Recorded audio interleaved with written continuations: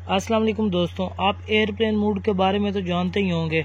इस ऑप्शन की मदद से आप नेटवर्क को कम्प्लीटली बंद करके मोबाइल को जहाज़ में इस्तेमाल कर सकते हैं और इसके अलावा आप मोबाइल को फ्लाइट मोड पर लगाकर सिम को बंद करके कोई भी काम बगैर तंग हुए, बगैर डिस्टर्बिंग के इजीली कर सकते हैं।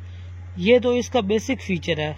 दोस्तों, आपको जानकर हैरानगी होगी कि आप इसकी मदद से एक और बहुत ज़रूरी काम भी सर अंजाम दे सकते हैं।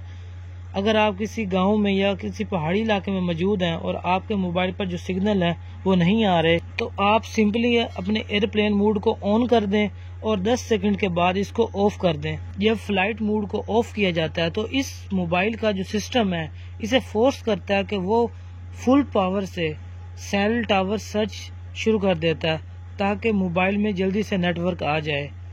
तो इस मेथड से आप अपने मोबाइल को सिग्नल सर्च करने के लिए कमांड दे सकते हैं। तो दोस्तों, ये एक छोटी सी ट्रिक है लेकिन मुश्किल वक्त में आपके बहुत ज़्यादा काम आ सकती है। उम्मीद करता हूँ दोस्तों वीडियो आपको पसंद आई होगी। मिलेंगे किसी नेक्स्ट वीडियो में। अल्लाह हाफिज़।